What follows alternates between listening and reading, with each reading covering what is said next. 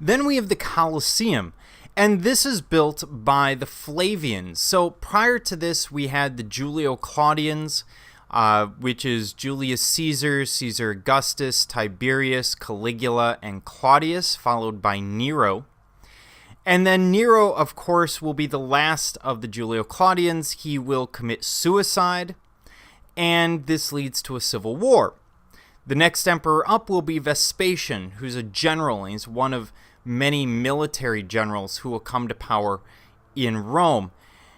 And he's famous for putting in place the siege of Jerusalem during the first Jewish revolt. Although he won't finish it, his son Titus will. And this is called the Colosseum not because it's massive, but rather because it sits on the site where there had been a giant colossus of Nero, a giant statue of Nero, some roughly 60 to 70 feet tall. And even today, it's then and now, it's an identifier for Rome. It is part of the Roman identity. And it's incredibly important in terms of Roman politics at the time. This idea of pane et circum, which is Latin for bread and circuses. The idea being if you entertained and fed the mob in Rome, they will be on your side. So they build things like this to keep people entertained for these massive festivals that the emperor will call from time to time, so that people think of him in a very pleasant light rather than think of him as the reason why they might be suffering. And this is the largest of the amphitheaters that we see in the Roman Empire. It seats roughly 50,000 people, so it's massive, although the Circus Maximus in Rome seated 250,000. So there are larger structures built. Now, the whole thing is built of concrete, just like any sports stadium today, maybe Camp Randall or Miller Park. The structure is entirely concrete, and that will be covered with marble.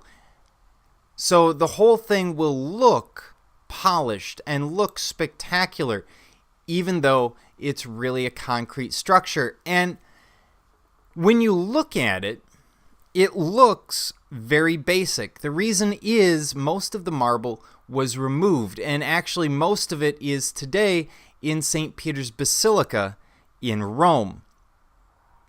Now, this, when we look at it, just to walk you through actually, while I've got this scene up, everything beneath the floor down here is dressing rooms, prison cells, all of the things that they need to run a massive sports complex. And then you would have seating based on class running down in basically 2 levels, just like we're used to seeing today. Now, as we look at a reconstruction, you'll notice that the whole thing had an awning, much like at Pompeii. And this ran on a series of pulleys and ropes that would pull this awning over and give shade to the crowd. So it's not to stop rain, it's just to provide some sense of shade for them. And the whole thing, and the whole thing could have been flooded. There's some evidence that they actually flooded this floor, because what this is a series of boards across that superstructure that we saw, and then layers of sand over that. And you can imagine if they just used some pitch and tar to seal the boards, then they could flood this whole thing and have naval combat, where they would have one ship full of naked prisoners and another ship full of fully armed veteran centurions. And they would fight each other to a very predictable ending, but they would call it a recreation. Now, they did other things as well, and we'll get to that. The facade is a mix of the Doric, the Ionic, and the Corinthian. They're taking ideas from the Greeks, and it really sort of moves up as you move through these columns. The upper openings would have had statues in each of them with different stories or ideas that were meant to pass themes on to the Roman people. The entrances, many of you have probably heard that the Romans had a room called a vomitorium where they would go and vomit so they could eat more. That is an urban myth, started by Christianity in the Middle Ages. There's a whole story behind it. I won't get into it here. But, in fact, this is a vomitorium. Any doorway to a public building which would vomit forth people is a vomitorium.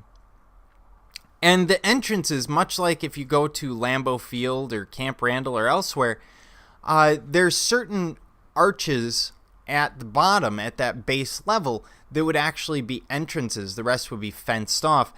And they were based on social hierarchy. So the wealthy got their own gate, the plebeians had their own gates, the slaves had their own gates, that sort of thing. Here's the Naval Combat. And as I said, they did perform naval combat at the Colosseum, but they also had gladiatorial hunts where you would have a gladiator versus a lion or a bear.